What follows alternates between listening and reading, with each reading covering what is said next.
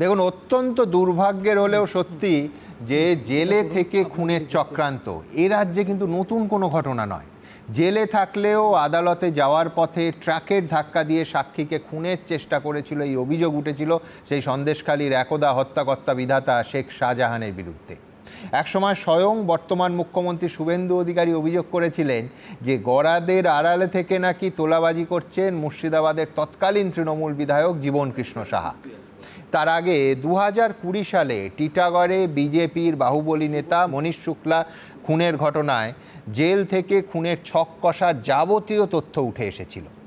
আর এবার আপনারা দেখলেন নদিয়ায় কংগ্রেস নেতা আর তার ছেলেকে খুনের ঘটনাতে একই রকম অভিযোগ উঠছে।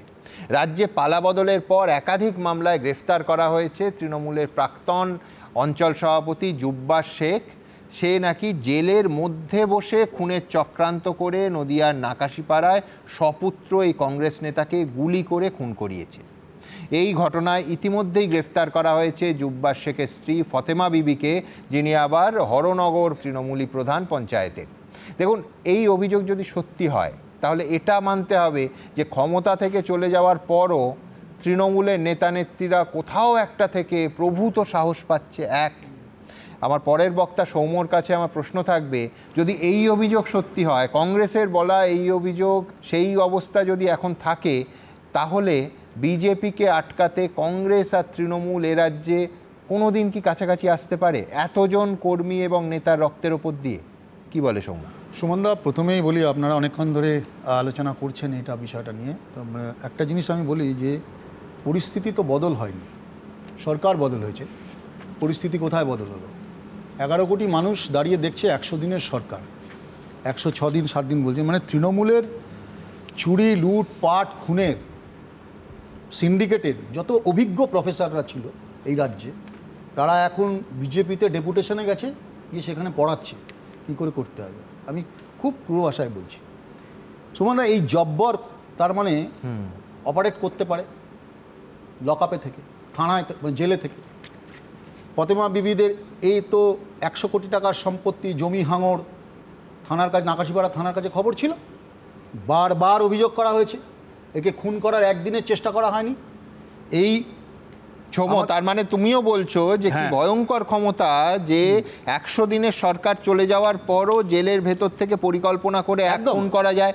দুই হচ্ছে, আমি তোমায় মনে করিয়ে দেব, এই সরকারের এসে প্রথম প্রশাসনিক কাজ হয়েছিল যে জেলে রেড করা, এবং সম্ভবত 100-র বেশি সিম কার্ড পাওয়া গেছিল এবং প্রচুর গ্রেফতার হয়েছিল। জেল কর্মীদের সঙ্গে নেক্সাসে সমস্ত কয়েদিরা টেলিফোন এবং যত ধরনের বেআইনি কাজ সব হচ্ছিল, সেটা এই সরকার এসে রেডও করে। তার মানে কিছুই হয়নি। একদম, আমি বলছি এই যন্ত্রটাকে যে জেলে বসে অপারেট করছে ফতেমা বিবি, তার সাথে থানার আইসির কি যোগাযোগ? অবিলম্বে তদন্তের মধ্যে আনা উচিত যে কেন সে থানার সামনে দাঁড়িয়েছিল, থানায় প্রতিদিন রেকি করে একটা খুন করা হলো। আন্ডারপাসের মধ্যে একজন খুন করেছে, একটা গ্যাং তারা গিয়ে দাঁড়িয়ে থেকে খুন করলো এবং এনশিওর করে খুন করলো। ছেলেটাকে প্রথমে মার্ডার করলো, বুকে পিঠে গুলি করলো, তারপরে তাকে সোট দিয়ে মারলো পেছনে। তারপরে তার বাবা এসে যখন আটকাচ্ছে যে আমাকে মেরে ফেলো, আমার ছেলেটাকে ছেড়ে দাও, একটা বাচ্চা ছেলে, তার কোনো অপরাধ নেই, সে রাজনীতির সঙ্গে যুক্ত নয়, তারপরে তার বাবাকে খুন করলো।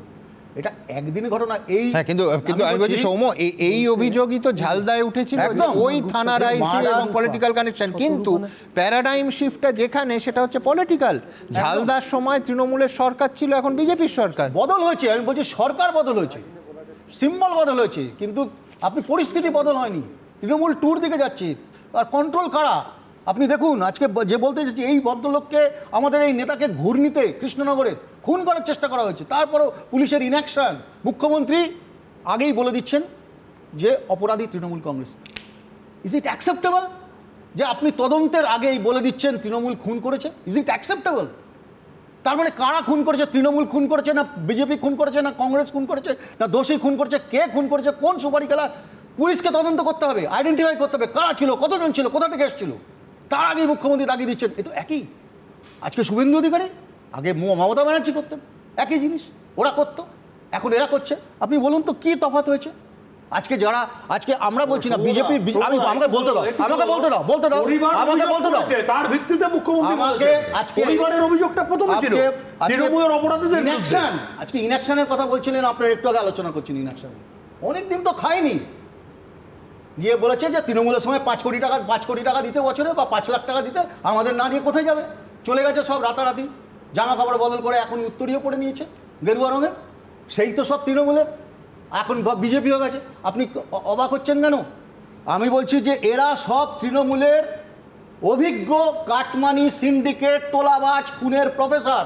এরা এখন বিজেপিতে গিয়ে ট্রেনিং দিচ্ছে, ডেপুটেশনে গেছে বিজেপিতে, ট্রেনিং দিয়ে আবার সেখানে প্রতিষ্ঠিত হবে। আজকে সায়ন্তন খুব সুচারুভাবে বললো 4 তারিখের পরে এরা বিজেপি। দায়কার আমরা গিয়ে কি একটা ডবল ইঞ্জিনের সরকার, আমরা গিয়ে কি মানে ট্রাম্পকে গিয়ে ধরবো? পশ্চিমবঙ্গ সরকারটা কার? বিশ্বনাথ দা অনেকগুলো কথা বললেন, কিন্তু সায়ন্তন একটা ফ্যাকচুয়ালি সঠিক কথা বলেছে, সেটা হচ্ছে এই পঞ্চায়েত প্রধানের, তৃণমূলের পঞ্চায়েত প্রধানের বিরুদ্ধে প্রথম অভিযোগ কিন্তু করে কংগ্রেস নেতার পরিবার, যিনি খুন হয়েছেন। ফ্যাকচুয়ালি কারেক্ট না, আমি জিজ্ঞাসা করছি, সেটার অনুসারে মুখ্যমন্ত্রী বলেছেন। আমি মুখ্যমন্ত্রী বিশ্বনাথ দা বলছেন যে সমন্বয়ের অভাব। আমরা কি এখানে বিজেপির পার্টির ইন্টারনাল ব্যাপারে আলোচনা করতে এসেছি? আমরা কি এখানে বিজেপি পার্টি কিরকম ভালোভাবে চলবে না খারাপভাবে চলবে আমরা সেই আলোচনা রেকটিফিকেশন করতে এসেছি? নাকি একটা সরকারকে অ্যাকাউন্টেবিলিটির জায়গা থেকে প্রশ্ন করতে চাই যে কেন আজকে এরকম ঘটনা 100 দিনই বা ঘটবে? সায়ন্তন বলছে আগে এরকম বিরাট ঘটনা ঘটতো, এখন আমি দেখলাম বলছেন যে এরকম এক ঘটনা ঘটছে। মানে আমার ছেলে বলছে আমার ছেলে স্কুলে ফার্স্ট হয়েছে ভাই। কেন? বলে 2 নম্বর পেয়েছে। বলে কেন? আগে তৃণমূলে 1 নম্বর পেয়েছিল তাই ফার্স্ট হয়ে গেছে। বিষয়টা এইরকম দাঁড়াচ্ছে, মানে ওরা খুন করেছে 100টা, আমি যদি এখন 100 দিনে যদি 50টা খুন হয়, তাহলে আমার সরকারটা এখন পর্যন্ত ভালো আছে। অদ্ভুত ব্যাপার, এটা বলা যাবে না, ভয়ঙ্কর অবস্থার দিকে যাচ্ছে। আর এই যে বলছেন 22 জন এমএলএ, আসলে ব্যাপারটিকে যে ভালো তৃণমূল, এত যদি ভালো তৃণমূল থাকে, পাড়ায় পাড়ায় এত ভালো তৃণমূল ছিল 4 তারিখের পরে, কি দরকার ছিল তৃণমূলের সরকারটার বিরুদ্ধে এত আন্দোলন করা? কি দরকার ছিল? আমরাও প্রতিদিন টেলিভিশন চ্যানেল সহ রাস্তাঘাটে তৃণমূলের বিরুদ্ধে, শুধু একা বিজেপি সরকারটা ক্ষমতা এসছে, পশ্চিমবঙ্গ অন্য বিরোধীরা তৃণমূলের বিরুদ্ধে লড়াই করেনি এই দিন দেখার জন্য?